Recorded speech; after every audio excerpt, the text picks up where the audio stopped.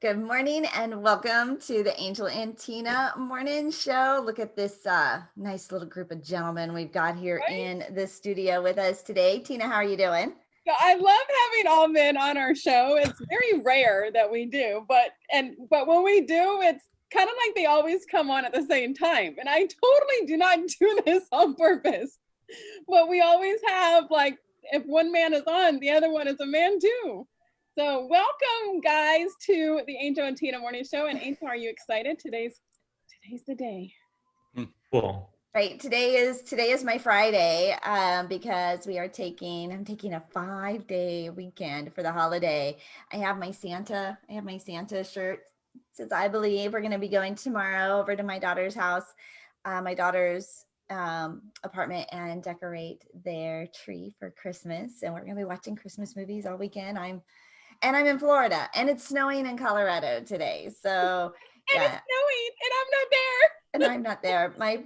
My poor friend Molly, she texted me this morning, showing me how she's like, it's heavy, wet, awful snow.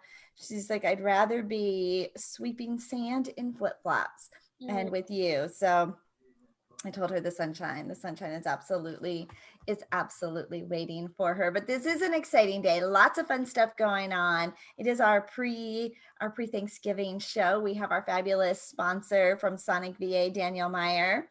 And we have Andrew Kap, who is celebrating a huge milestone today. Two huge milestones. Woo! I was so excited. Andrew, welcome. Where are you joining us from? I'm in New York right now, so taking the cold weather, but no complaints over here. It's all good by me. And no holiday festivities, right? Lighting of the Macy's tree, the parade, nothing like that. They're still doing the parade. There's no spectators. I'm sorry? They're doing the parade still, right? Just no spectators. I don't know. I don't know if they're doing like a live tape, like a tape thing. It's pretty weird. It's been hard to keep up with, and I know they had this tree going on for Rockefeller Center, but apparently the tree is getting like some hate on the internet because it's sagging, and it's a whole thing. It's almost like a meme now. So what? I don't know. Yeah, New York is definitely not the same in 2020. Sagging? Yeah, it's just like the branches are like it's a thing. But it's funny. I've had my head down all year. So for me, I could be in New York, I could be in New Jersey, I can be in New Mexico. Doesn't matter for me. Like, I'm not even out checking things out anyway. So I'm just like tunnel vision this whole year. Yeah, that's how I've been too. But it is kind of sad that on Thanksgiving morning, the Macy's Day Parade may or may not be there after. That's like a tradition of ours that, we would wake up and, of course, my mom already had the turkey in the oven, or I would have the turkey in the oven, but just having the Macy's Day Parade like in the background as everybody's waking up and eating breakfast, and just having that in the background, that we might not have it this year. Yeah, it is what it is. I remember all the balloons, and I figured, well, if there's no balloons this year, I'll just eat a lot extra and I'll balloon up myself, and that'll be the whole thing. we can fly the Andrew Kap balloon. Yes. That, like the hat and the brim and everything, it'll be great. And then, Daniel, where are you? You're coming from sunny Florida, right? I am in Ocala, which is about an hour north of Orlando. So, yeah, it's going to be one of those days where it'll be in the mid-70s by, lunchtime, and get outside, get some sun, enjoy it. This is why I live in Florida, because I don't like cold weather. And, I love Thanksgiving. It's one of my favorite holidays. Although I'll be sitting this hunkered down as well, unfortunately. Yeah, it's make the best of what we got, and we're all good at that. So it's exactly. So who's cooking? Oh, me. So you're cooking. So are you the only one who cooks in your house, or Ethan cooks with you? 96% of the time, it's me. 99.9% of the time, I cook. Not quite that. He does occasionally cook some things. So like he's gonna make the lunch today. He's making chicken salad. Just so something simple. Okay, so what is your normal Thanksgiving feast? Is it like the regular turkey, Thanksgiving stuffing, green bean casserole type of thing, or do you guys have like? Yeah, it's pretty traditional. Like, my brother usually cooks for the family, and it's, the turkey and all the trimmings. The only thing that we do that's kind of different is that when we were kids, our great grandmother used to love raviolis, and it was like a special thing to have raviolis with Thanksgiving. So when I see turkey on a plate with stuffing and mashed potatoes and gravy, if there's not raviolis there, it's not right for me, which I know is so weird. But, yeah. So. Oh yeah, grandma wouldn't put like refrigerated raviolis on the table, I'm sure. Yeah, exactly. homemade raviolis with your Thanksgiving. So do you carry on that tradition? I do, but I don't make them from scratch. Okay. Your grandmother is going to come down and get you. She's gonna it's I've never actually tried to make them from scratch. I guess I could. Listen, yeah. I used to make my noodles from scratch way back in the day, but that is probably one of the hardest things to do, is to make pasta from scratch.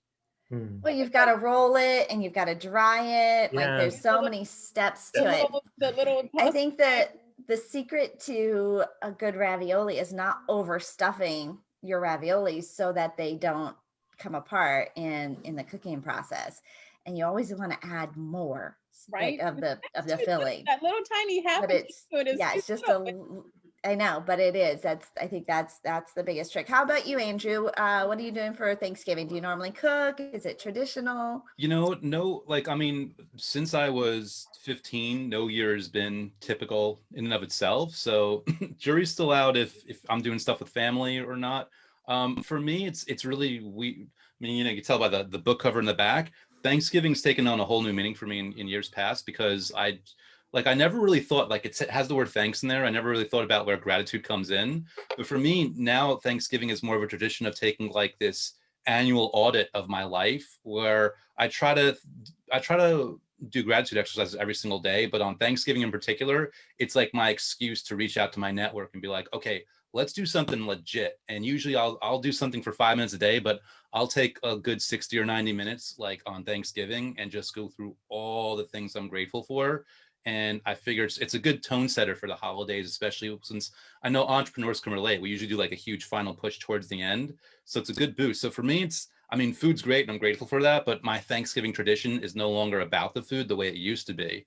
And I had a quick thought for Daniel, because this is a wonderful a video editing demo opportunity for you. You can film yourself trying this stuff for the first time, and you'll have two versions, one where everything is perfect and one with all the outtakes where things just like unfold like, no, and people can see your editing skills on full display of like how you can hide it. Beep, beep. Yeah, that's really cool. That's a good idea.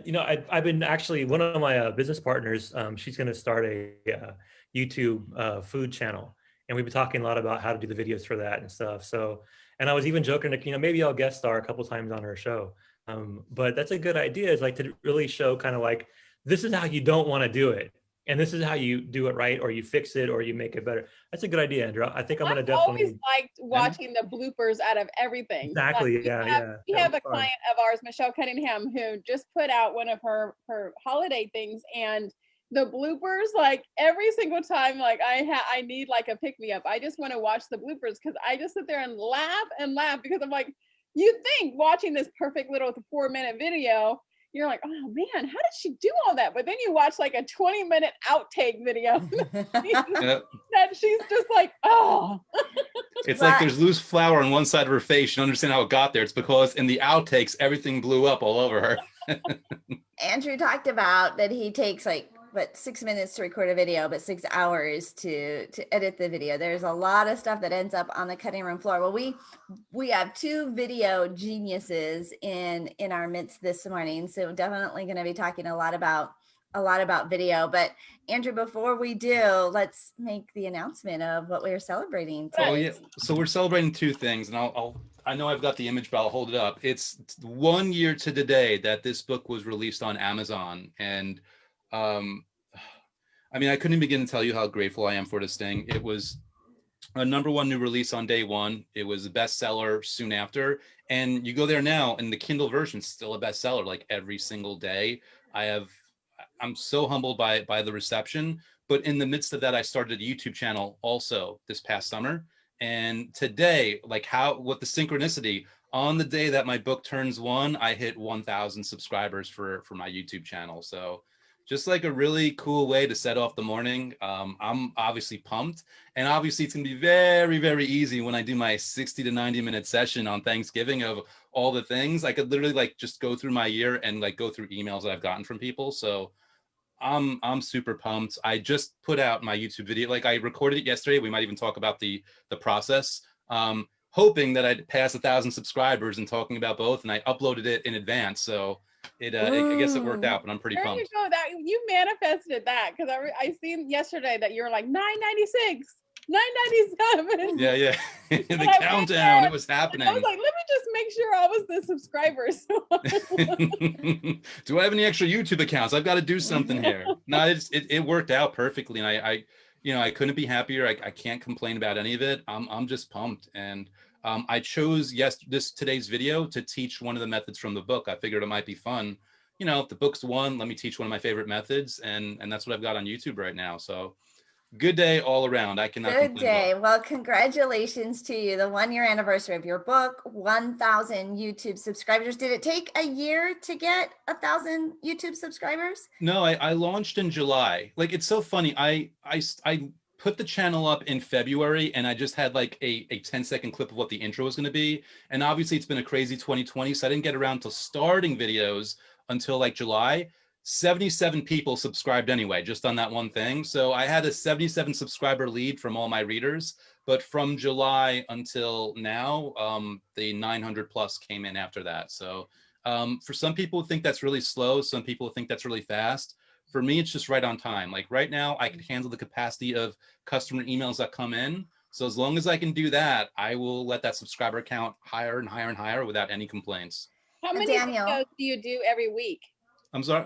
It's supposed to be 1 or 2. This past month, not so much, but 1 or 2 is pretty much the goal. I alternate. I'll do something with just me, and then I'll interview a law of attraction expert. So I just give people like a lot of variety and a lot of flavor. One thing might be their cup of tea. Another thing, I'm not worried about like branding, like it has to be like, and by the way, I realize there's rules that there's valuable there. I'm a rule breaker. I don't have like, it's this format, this episode, this time. I just like throw stuff out there and see what people like. Well, and Daniel, I know you have started being this video guru for so many of your clients who have, like Tina, dusted off her YouTube channel to start posting out videos and seeing the power of video. And so when Andrew says, okay, I started it really in July until now and already have 1,000 subscribers, is that kind of is that what you're seeing? Is that normal? Is that fast? Is that slow from your experience? Actually, it's pretty fast. I mean, it's always hard to gauge how many YouTube subscribers you should have to feel like it's a good value for you. I think the general rule is that if you feel like it's making you busy every day, if it's giving you something to do, if there's some action that's coming out of it, then it's working, right? So, Andrew, you said that, you're able to keep up with the emails that are coming, that are generated. That's where you want to be, So. See, we've strained your voice. Are we the first people you've talked to yet today, Daniel? No, I just had a little bit I had some trail mix a minute ago, and I think a piece of the peanut was stuck on the back of my throat. I hate it when that happens. Yeah. This is like little sidebar, if I was the speaker at like a luncheon event or something, I never eat before I speak because I have like these little squirrel pockets in my gums that like to collect stuff, right? And then yeah, like a little chipmunk. And so then you're talking and all of a sudden a little piece of lettuce like kind of wants to work its way like to the front, like out. So and you're taking pictures and there's like a piece of lettuce like yeah, so I'm talking and I can feel like something like has dislodged from somewhere in my little pouches. Yeah, so I won't eat before as soon as this show's done, I'm going online and seeing if I can register scrollpocket.com. Let's see if it's all available. It's pretty good. One thing that I don't do, and I did today, because I came on and I had like some light pink lips, and I went, ooh, that doesn't look good, like on camera, but in front of my mirror it did. So I went to go change, and I was like, I'm not going to put stain on today. So when I don't put stain on my lips, see, this is a girl thing, guys. When I don't put lip stain on my lips, then lipstick gets on my teeth. So I'm always going. So now she wonders why we don't have a lot of guys on, because now we start talking about lipstick, right? But, well, believe it or not, I bet Daniel gets it because he's probably thinking like of color grading options when people send in videos like, oh, the lipstick's off. We gotta fix this in the jiffy right here.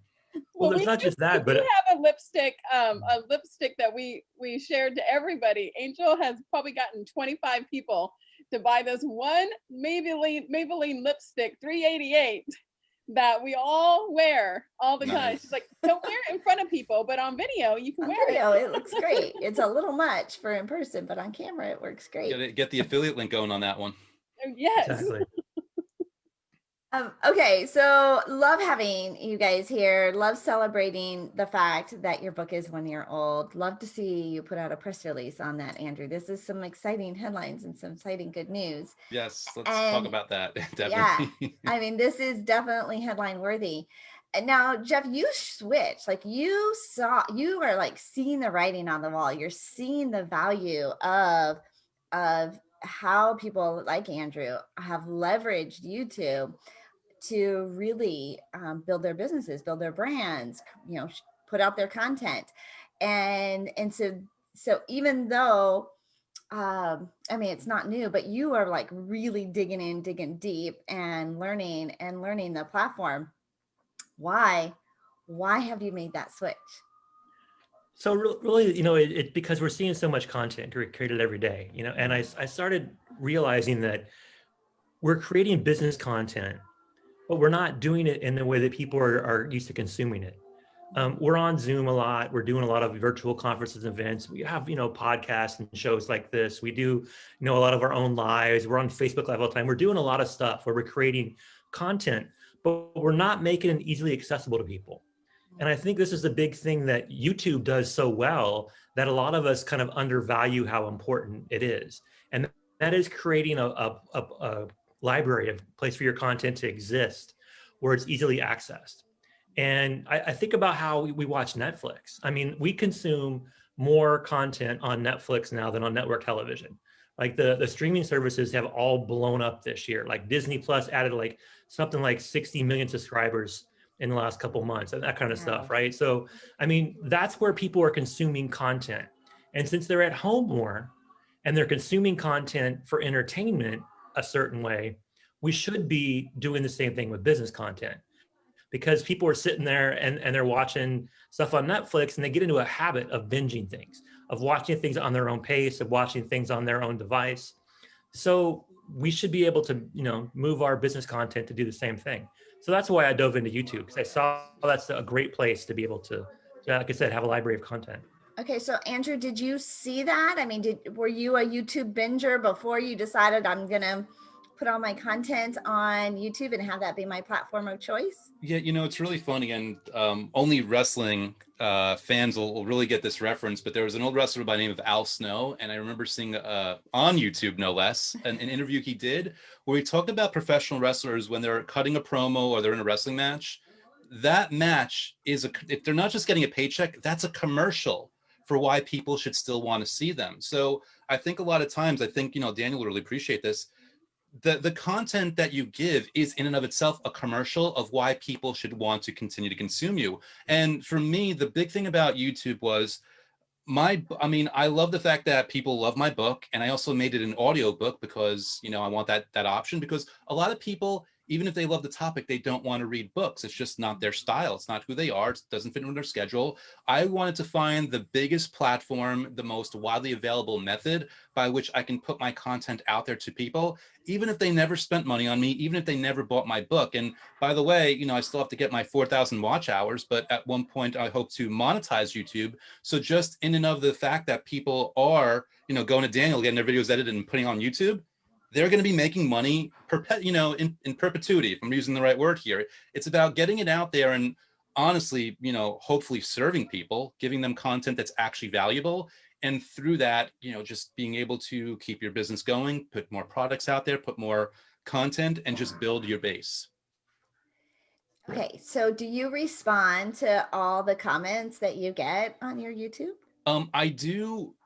Like within the first week. Like the thing is, and this is actually, you brought up a really good question, and this is really good psychologically. I only have so much bandwidth.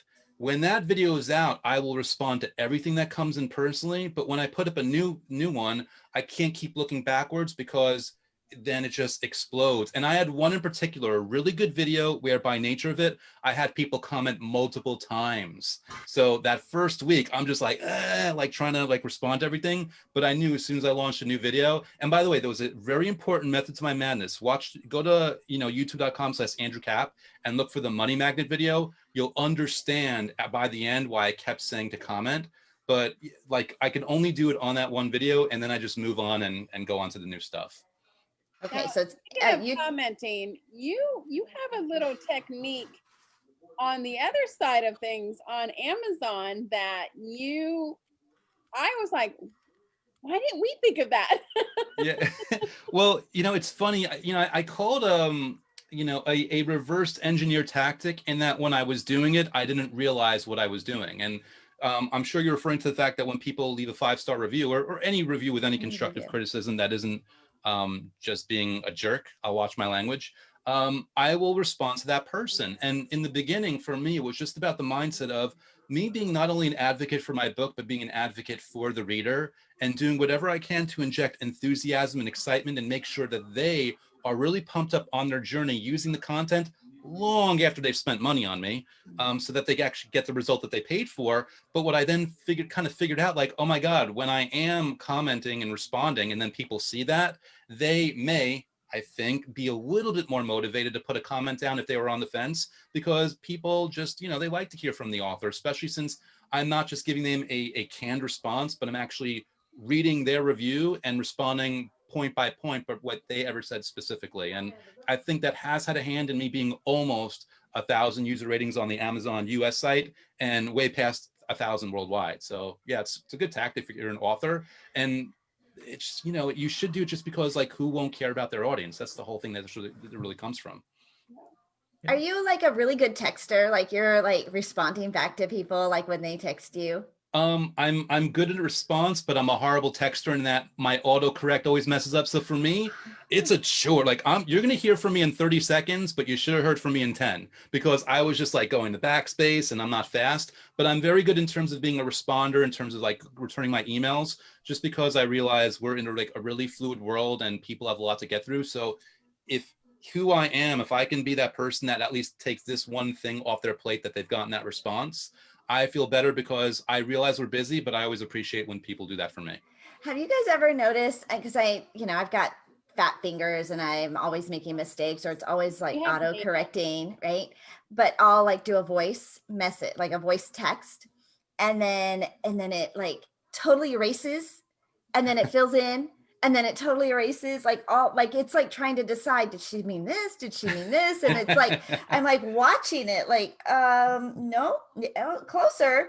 Right? But yeah, you know what the best part is? When you say, please stop that, and then it puts, please stop that down. You're like, no, it's like, no, it's like, stop repeating what I'm saying.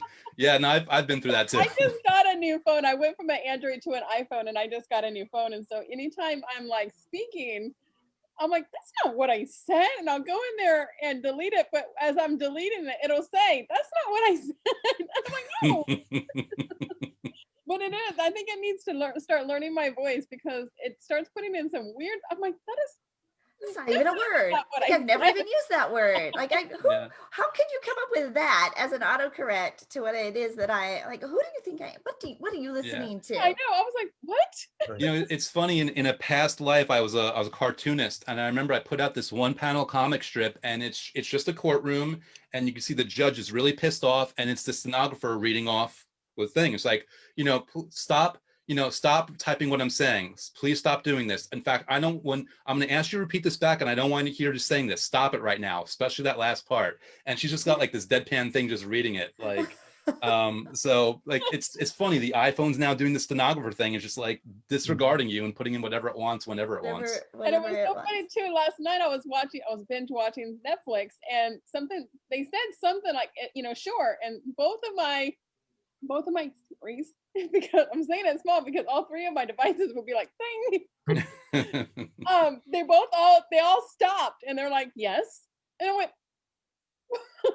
like my Mac, my phone, and my iPad all stopped, and I have my Siri in a South African male voice. Right. Well, I'll tell you this. I briefly dated a girl, Alexandra, and I called her Alex. And when I would text her, Alexa would keep going on and like respond like, no, I'm not talking to you. So that relationship had ended real quick because the texting wouldn't work. Because I can't text you. I can't text you. So I got to keep keep between you and Amazon. Okay, all right, fine. And it's that, and you go, you'll say the 3 different words, like, hey Google, or hey Siri, or go ahead, say it.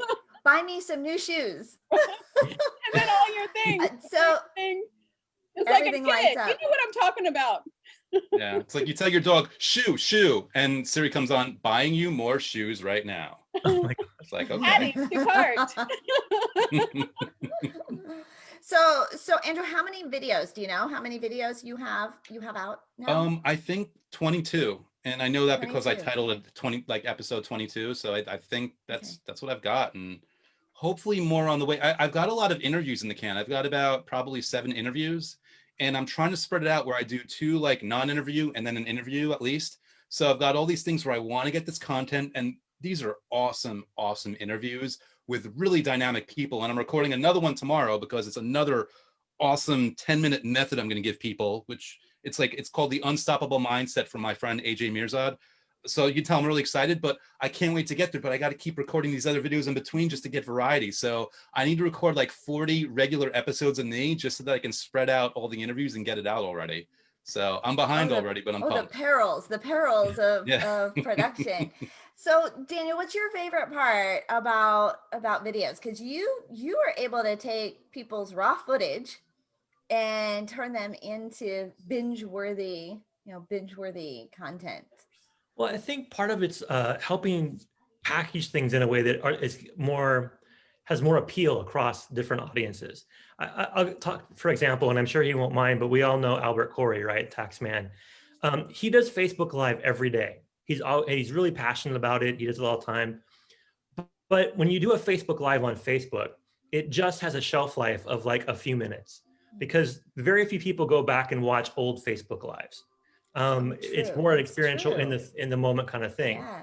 But if in that Facebook Live, if you were doing something where you're delivering some kind of really cool content that you want to continue to share, then you take that Facebook Live and you repackage it. You put like a little intro and an outro and a call to action, and you do something so it's not just him speaking to the camera for a couple minutes. And then you put that out there on YouTube, and it's going to be something people are going to click on. It's going to have a long life to it, right? It's not going to go stale so quickly. So that's an example of how you can take something that's, really cool, but not something that you would initially think would have a lot of long-term playability and repackage it. So that's what I think my favorite thing is, figuring out ways to help repackage people's content because they're passionate when they record it. And it's a matter of how do you make that have even more long-term playability. One of the things we talk about is how powerful it is to be a published author. And one of the best ways to drive attention to your first book, your current book, is to publish your next book because it drives traffic.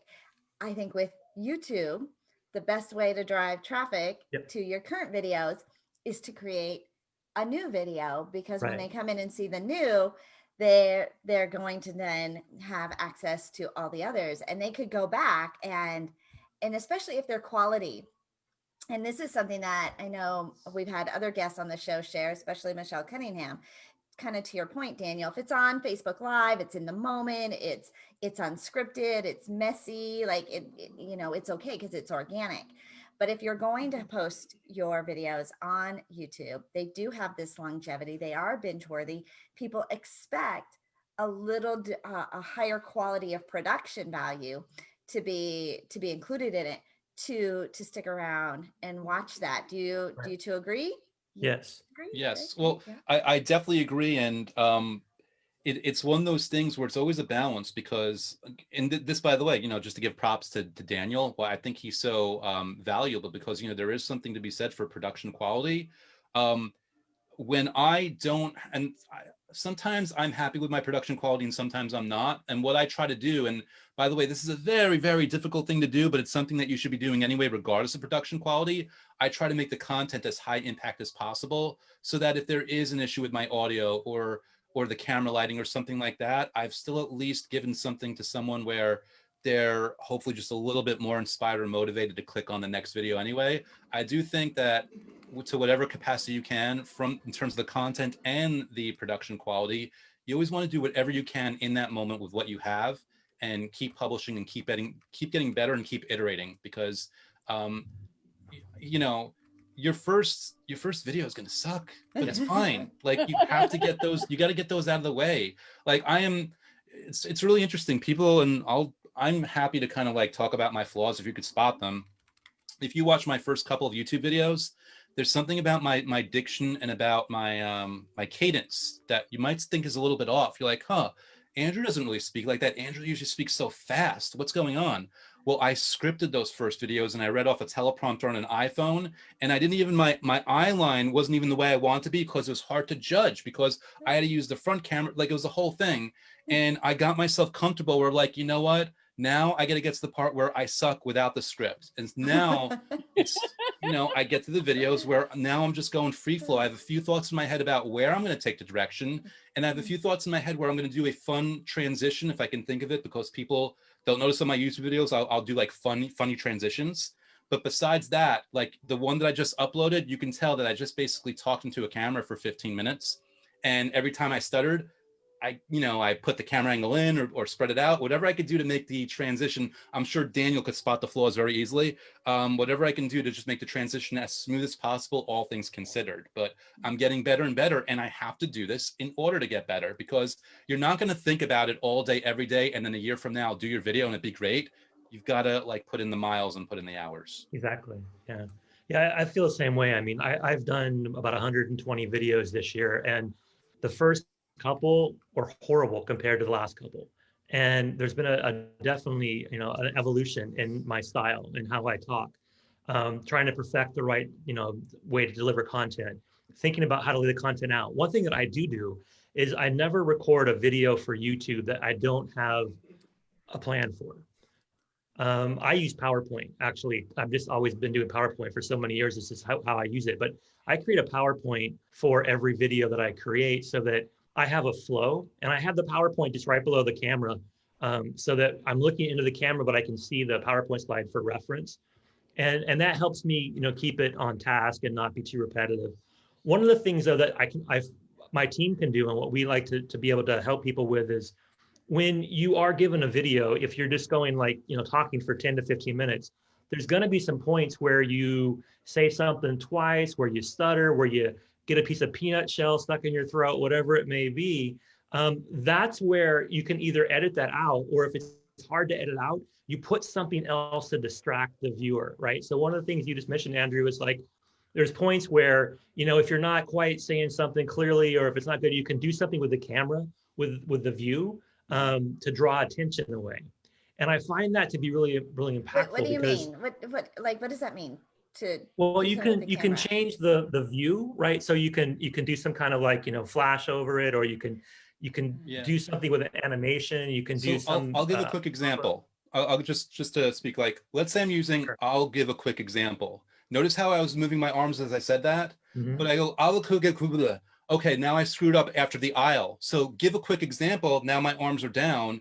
It's going to look shoddy where aisle is there and all of a sudden the hands are gone. Right. So it might be a thing where as I'm saying that, I'm laying over another animation. So the vocal track, the audio, people don't even know that it's not the same sentence, because visually they don't see the awkward little jump in there. Exactly. Like on my videos, I'm like, oh, cut. So that's why I always say props to Daniel, because Daniel does this for people without them even knowing that they're doing this. His team is making these mistakes. He's fixing these mistakes without them even knowing that they've done it. So again, props to you, my friend. It's not easy. Slide of me in there. Step number 2. And then, I do these little things too, because I know that my video editor will put something like right here or right here. So if I'm talking and I'll be like, so step number 1, and then he'll be like, ding. It's just these little things, and it's so cool, because as a person who's doing the video, if you kind of know what you want, like, I was saying something about Netflix one time, and I was like, if you're watching Netflix, and a little Netflix thing popped up right here, and it was very cool, because they did everything that I was doing. And you're right, when you're doing these little hand movements, or when I'm like, oh, cut. Yeah. And then I'll do it again, he'll cut that thing right out. I sometimes, I used to catch myself when I would stutter or mess something up and I see my hand was a certain way. I would hold it and try to complete the sentence, and sometimes it would work and sometimes it wouldn't. It really is a guessing game, and it becomes a thing where there are times where I'll just start a whole paragraph over because in my mind I don't know how bad it is, and I don't want to have to like stop the recording and look back and everything. Just to So cut that little clip out. yeah, like, you know, sometimes, believe it or not, you know, a 1 second screw up, 40 seconds of recording before it can make it way easier because that 1 second will take you 20 minutes just to try to fix it up. So sometimes there's all these little things that, again, people won't appreciate until they actually try it or do it. And then again, hopefully hire Daniel, because don't be crazy like me. I'm wasting too many hours doing this. It's really amazing how many things you can do that lower to production quality and then lower your confidence. Like, the thing is, that's part of this. People don't understand, this is a web to this. You do something and it looks bad, and then it's bothering you all day, and then you're nervous that you're going to do it again in the next week. Like me, I'm over that stuff to an extent because I've just done a lot of work on myself. But I've done so much work on myself that I've identified when I'd had that problem, and I'm like, oh my God, I'm glad I put myself through hell for the last 10 years, because 10 years ago, this would have bothered me for a month and I wouldn't have been able to get over it. So, and everyone's got their own, I'm no better or worse than anyone else. Everyone's got their own threshold for what they can handle. Expect when you're doing videos that there's certain things that you're not going to be happy with right away, but you're going to grow through it and you're going to remember it for next time. And that's where the evolution and improvement comes in. We put so much pressure on ourselves to be perfect, you know, to have this perfect video and perfect this, and don't stutter and don't do this.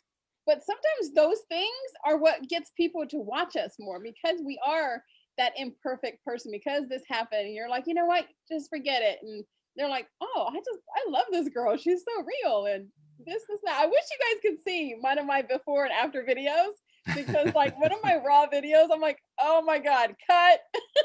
Well, there is something to be appreciated in that. Yeah. Yeah. And then you see my actual YouTube video, and it's such a, you know, it's so beautifully made. And there's an intro reel and an outro reel. And I've been doing, you know, hey guys, stay tuned, because we're going to talk about 5 ways you can, you know, have your gratitude today. And, you know, and then it'll kind of go into my video reel. And all right, step 1. And I have to put so much energy after it. I'm like, after the 10 minutes. I'm like, geez. But I love his team does such wonderful work, you know, I'm so glad that he has stepped away from the VA part of it and like pushed himself into this video assisting other VA part of it. Right. Because it is just genius. Like all these people who are doing YouTube videos right now, like Andrew, are spending 6 hours doing editing. And, you know, like Michelle Cunningham, she was spending all these hours editing, and now she can take that time back. Yeah, you mentioned Michelle a couple of times. I mean, Michelle is like, I think, the case study of how to make great videos for YouTube and then share them across social media. I mean, she's fun, she's animated, she's really, you know, got a great message. She's really easy to edit because she sends really well thought out content. And she cues a lot of things, like you were talking about, Tina, how you cue like, oh, talk about Netflix, and above your hand appears, you know, the Netflix in. So, you know, with her, you know, it's like, I feel like we're working with really, really good materials. So it's easy to do. And, you know, that's ideal. You know, I love that. And there's some clients that aren't quite there yet. So we got to try to help them get there. So like one of the things that I see a lot of people doing is that they'll record a Zoom call, and they'll put the entire Zoom call out there on YouTube. And it's like 60 minutes long, and it's really hard to watch the whole thing sitting straight through. In fact, no one ever does. I mean, it's hard for us to sit here, focus for 60 minutes on this Zoom call, right? So, you know, we got to fight every urge to check our email or respond to a text or whatever. So imagine someone trying to sit there and watch that for 60 minutes, just not going to do it. So what you do is you take that 60 minutes and you cut it up into 6 10-minute videos.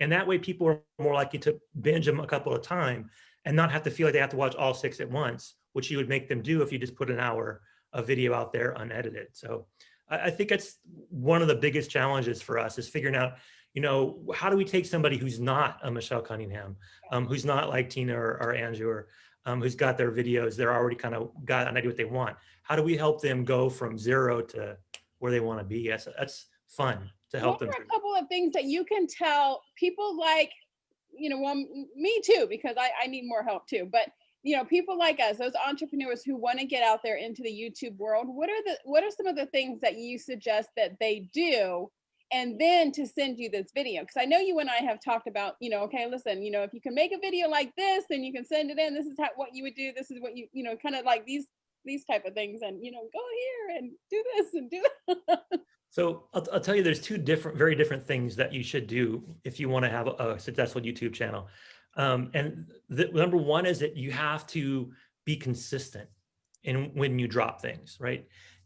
You have to be consistent in when you deliver things to your VA or producer, or to do your own thing, right? So you should have a goal of dropping a certain number of videos consistently at a certain time. Like, so for example, every Tuesday at 2:00, you want to have a new video out there. And to do that, you want to pre-record the video, the raw content. You want to give your team a chance to work on it, because that way that people see that consistency, because most people won't watch your video at 2:00 on Tuesday, but everyone will know that you're going to drop your next one at 2:00 on Tuesday. So they get it in the back of their mind. Oh, it's 2:00 on Wednesday. I didn't watch Tina's video. I need to go watch it. It creates that need to consume. That is super important. So if you do that for your audience, that's probably the best thing you can do. And then from a technical standpoint, I think lighting is probably the most important thing. I hate doing videos at night because I don't have natural lighting. I lucked into a really good spot right now where I do these videos where I have great natural lighting in the day, and it helps a lot. My videos look very bright. But when I do a video at night or it's raining, I'm never happy with the quality because the light's not there. And I haven't invested. I have an O-light or a ring light. There's shade on this side. Yeah. Right. But it's still the same, right? So understanding lighting is so important, because people need to be able to make eye contact with you, right?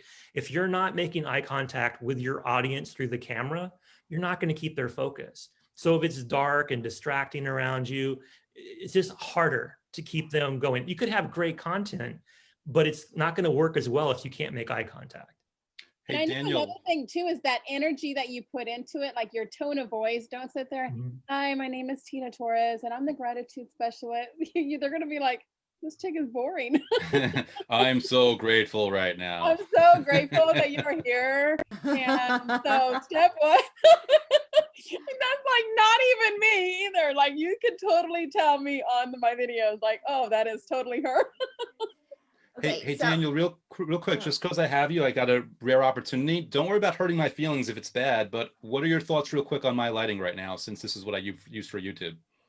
So it's not bad, but there's a glare in your glasses, and then the bill of your cap covers the top of your face, right? So neither one of them are horrible at all, but like I wear glasses, but I never wear glasses on camera, right? Because of the glare. So I got used to squinting sometimes, but I keep things close. Like, I'm very close to the camera, right? That's so I can read what's on the screen. I could wear contacts, I could do other things, but this works for me for right now. Yeah. And then again, like the light, if you had a light underneath you, like to the side, like maybe here on your face, so it would show up and light up this part of your face. That might not be a bad idea to try that and see if it helps, because you're not doing anything wrong, but I do think people can't quite see your eyes very clearly. And like I said, for me, that's money, right? You want to be able to really engage eye contact with your audience. Cool. Well, Angel at the beginning of the year had to get different glasses because her glasses glared so much. Yeah, so they glared, and now we actually solved that whole problem by I have two lights. So they're not in front of me because they will glare. My lights are off to the side. And normally, I feel like a lot of people have the little ring lights. So in your glasses, you'll see the little two rings. Yeah, you do. So I have the panels, and they're off to the side. Gentlemen, I have to highlight our sponsors. And Daniel, since you are here, I do need an updated commercial for you. Yes, I know. Well, yeah. Speaking of that, Daniel, our 200th episode is coming up on December 30th. And our first episode of 2021, we are going to be a little bit different here on the Angel and Tina Morning Show. We might have a little video intro and outro and a commercial. We're going to get a little bit spiffed by our virtual assistant sponsor here. Yeah, we're getting spiffy. We're getting spiffy. We're getting spiffy. We're going to get spawned off. Well, we are so grateful for both of you for being here this morning. I think that talking about video is just so integral for the entrepreneur that's out there. You are creating content every single day, every single week. And so to be able to leverage that more professionally is going to just instantly up your game.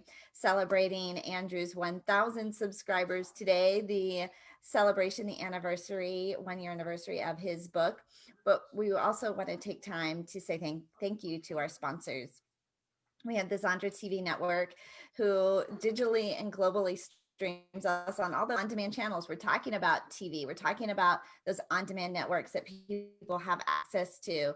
Well, you can find the Zandra TV network on all your favorite on-demand networks. And you can find the Angel and Tina morning show. If you've ever thought about taking your content to television, schedule a discovery call with them by going to their website, beonztv.com. That's beonztv.com. Bliss by the Lake Boutique is our clothing sponsor. They've got all their new holiday looks in. So check them out online at Bliss by the Lake Boutique. And then Sonic VA, Daniel is here with Sonic VA. We talk about his virtual assistant service so that you can hire what you do what you do best and hire out for all the rest. And you get a 10% discount when you mention the Angel and Tina morning show off your first 40 hours of virtual assistant service at sonicva.com. But Daniel, you want to talk a moment about the video service you've added? Sure. So we have a new product called Sonic Video Assistant. And so basically what that is that we're going to do videos for you. And we have a special package that we're doing for this rest of this year, where we're taking and creating 6 videos for you. So what you need to do is create some raw content, some raw footage. You just talking to the camera for 20 minutes or so, or break it up in a couple of different talks about what you do, why you do it, what you do for people, how you solve their problems. Basically record that and then give us that raw footage. Give us like any brand standards or brand kit you have as far as your colors, your fonts, that kind of stuff. Give us a few, action pictures of you doing something on stage, speaking or signing a book or doing something within your niche. A couple selfies, maybe a couple professional photos. Put all that into a cloud storage drive. And then we'll take all that and then we'll create these 6 videos for you. And we'll give you 1 video a week for your YouTube channel. That will be between 5 and 10 minutes. We'll put an intro and an outro. So 10 seconds at the beginning, which has to be something fun and catchy that introduces you and gives people an idea of what they're going to watch. That 10 seconds then goes into your content. And during the content, we'll add, some visuals, some animation, some pop-ups, whatever's appropriate. And then at the end, we'll do a 10-second outro, which will also fade into the outro music and have a call to action. So we do all that for you. And then you'll get, a video a week. So you can start building your content library. You can start building that behavior in your audience. So we do this Sonic Video Assist because that's what people need. We've heard from a lot of people that they just aren't happy with their YouTube channel. They're not monetizing it. They're not able to do a lot and they need help taking their videos to the next level. So that's why we created this new program that we just launched on the Angel and Tina show last month. And we're looking to grow it big time in 2021. I think that is like the perfect thing that all of us need right now, because we all know that we can't be live and in person right now. And video is the first thing that people can build that KLT factor with you. And getting on video, that is how you're going to do it. And getting a little professional, being a little bit more professional, Daniel and his team are going to be able to make you look that much better. Well, Tina wanted me to show you guys this video. Can you see this? Yeah. She wanted me to bring this up. So Tina, you tell me when. Can you see it? Yeah, you can see it. I'll tell you, you can stop it after a little bit. Okay. Hey there, Tina Torres, the gratitude specialist here. Welcome to my YouTube channel. If you are one of those businesses who struggle with that F word, follow up, then you are at the right place.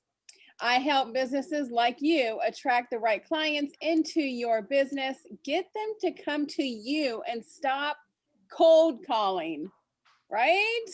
I teach you how to connect with them and build that KLT factor where they can relate to you and trust you. And then I teach you how to convert those people into prospects. A little bit too long. I have been personally teaching businesses like you since 2008 using these proven strategies that I teach you here every week on this show. Today, we are going to talk about the ways gratitude can help you in your business. So stay tuned.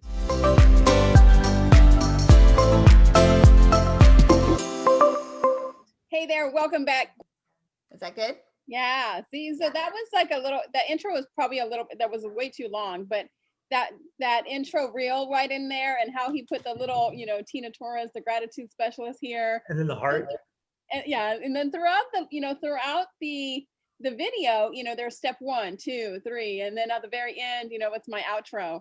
So it's just things like that keep people, keep your audience engaged with you. And the cool thing is, this is one of the first videos we've done for you, right? So it's something that we can continue to get better and better the more we know how you should be, how your voice is, what you want to accomplish, and then each video will get a incrementally better and better. So it'll be cool to come back and do that again in 6 months to see where we're at and see how much even more awesome your videos are. Well, and that's what Andrew was saying, right? In the beginning, it was what it was, but progress over perfection. I always say done is better than perfect. And I cannot watch any of my videos. I'm like, why did I say that like that? The whole, right? I'm like, turn it off. But there's a beauty in that. It's like, it's at that point, it's not about you watching, it's about everyone else watching. Yeah, so it's all about getting it in there, getting it up. My guy, and I'm like, just fix it. No.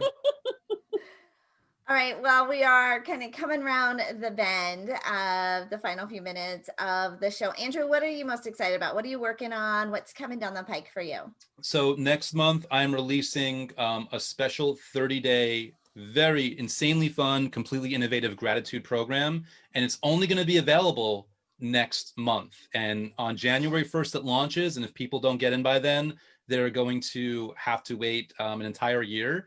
And I can't even give the website for right now because it's not ready to launch yet. But if people, if people check out the YouTube.com/Andrew Kap will definitely give the announcement about it. And this thing is off the charts. I did an 11-day version earlier this year, and I gave it to people at a very easy preview price. I took all their feedback and I poured all the feedback into upgrades for this program. So this thing is going to be off the charts. And obviously just, sticking with the book, answering emails, doing YouTube content. That's what I've got in front of me. Well, I just got a review of your 11-day challenge that you just put out from Dr. Wendy Labat. I was able to have lunch with her yesterday, and she for several minutes talked about how valuable it was, how much she was getting out of it, and how much she was enjoying it. So Andrew, you've got the seal of approval from one of our own, Dr. Wendy. Thank you. She was super grateful for it. And and I think that even what you started talking about at the beginning of the show is really taking this time this week to create an inventory, right? To be very introspective. It's not so much about what we're getting, but what do we already have, and to appreciate because there is a silver lining.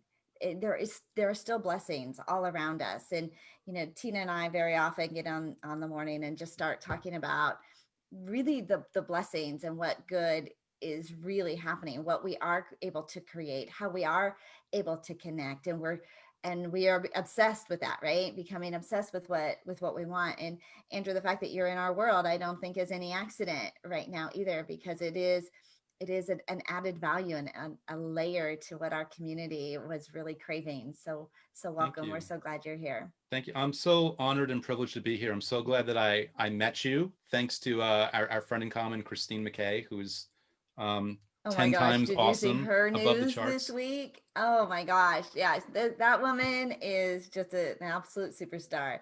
She is, rocket launch, Miss Christine McKay. If you're not following her, hopefully we'll have, I know she's starting a podcast. She's starting all her YouTube videos. She's got all of that. She'll be on next month, announcing a couple of things on the Angel and Tina Morning Show. Cool. Tell her then at the end that I mentioned her, and if she didn't mention me, it's like, see, don't you feel bad now? Andrew mentioned you, didn't mention him. Oh, she will mention you. She will mention you. She's a giver. Yeah, she's absolutely a giver. And we talk about being cheerleaders for each other, right? Going on and promoting and encouraging and tagging each other. In fact, I saw somebody yesterday was asked a question, is it rude or is it okay to tag all these people in these posts? And some people are saying, well, it's spam. They feel like it's spam when other people tag you in a post. But not if it's about gratitude, not if it's about cheering you on, not if it's about celebrating what others are doing. And Christina is absolutely a rock star at being a cheerleader for others. And as long as you're doing it too with like with purpose, like when I tag people in my post about gratitude, you guys all know we've been doing the 30 days of gratitude challenge all month long. And so anything in there, like, I'm so grateful for, my team working with me. I put all my people in there, like my coach. But they're your people. Yeah. I think, yeah, right. I think people are just like grabbing random people, like they don't have any conversation with you. 100 tags in there, and I'm like, no, I'm not gonna put you're not gonna come onto my timeline when you don't promote nothing that I do. You don't like no, because what you give, you get back. Be reciprocity, right? How about you, Daniel? What I know you've launched this, you just described it. Anything else you want to make sure that we share and celebrate with you today? Well, I just wanted to give special thanks to Tina for the gratitude, the tagging me today in my own little, thank you gratitude. That was pretty special. Very nice. And then just, I'm thankful for you guys for this show. It's been a fun run so far this year to be part of everything you've done. It's been one of the high points, if not, the high point as far as like being able to continue to deliver content to people and talk about, things that I think benefit a lot of business owners, entrepreneurs. So props to both of you for everything that you've done for all of us this year. Very thankful.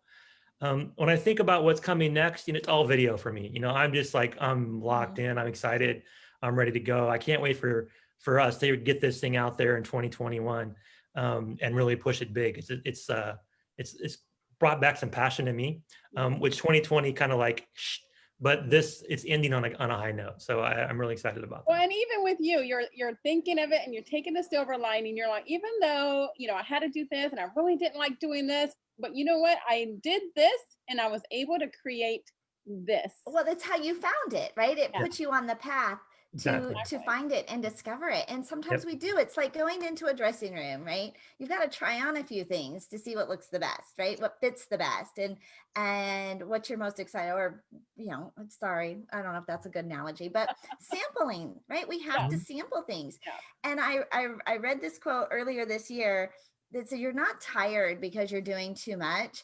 You're tired because you're doing too much of what doesn't light you up. Mm-hmm. Right. And so when you are in that space where you have that passion and you are lit up, you are excited, you don't get burnt out. Burnout comes when you are not doing enough of what lights you up from the inside. And that definitely is Daniel. Like him and I are really good friends. And, earlier this year, that was it. He was like, I don't want to do this. I don't want to do this. And then he found this thing that he was like, but he found his thing. And then I was like, Sarah, look at your face. And it's his passion. And Andrew, now. You found your thing.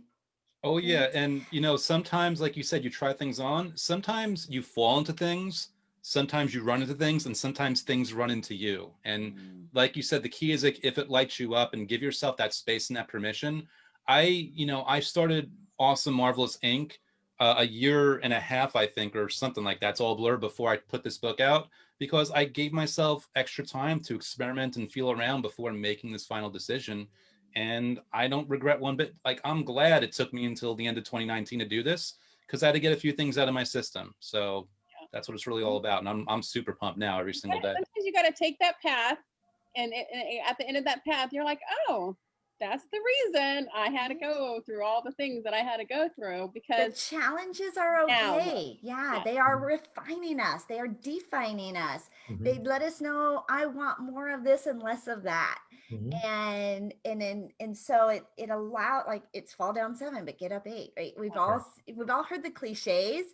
But as an entrepreneur, that's truly what we get to do, right? And I love that sometimes these things fall into you, they run into you, because you're in that space, right? You're around those people, you're open to those ideas, you're putting yourself out there in a really fresh and exciting way. Well, thank you, gentlemen, for being with us this morning. We want to remind everybody about December 30th.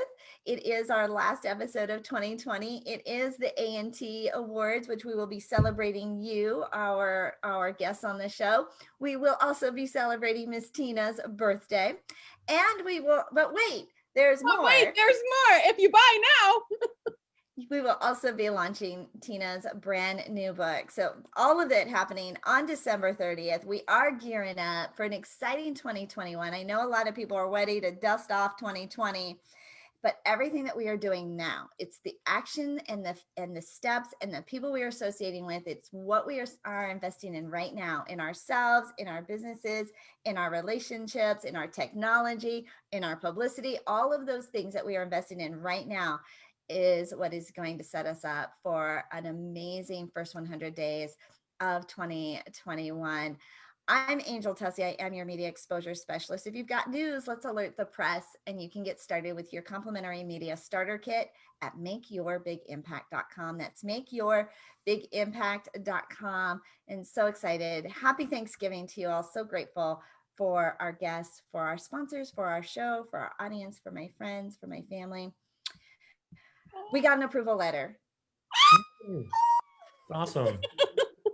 I am Tina Torres, the gratitude specialist, and Angel and I just wanted to tell you guys, thank you guys so much. We are so very grateful for the last 8 months of hosting the Angel and Tina Morning Show every single day. It just gets better and better. Our guests, our sponsors, thank you so much, Daniel. He has been our sponsor for the last 6 months, and he's probably going to continue to be our sponsor for the next 6 months. But we are just so very grateful for you guys, for supporting us, for cheering us on, for coming on our show, for watching us, and for sharing it out. We hope you guys have a very happy Thanksgiving, and remember to be grateful for those things that you have in your life. We will see you guys on Monday because we are taking the week off. Have a happy Thanksgiving, guys. Bye.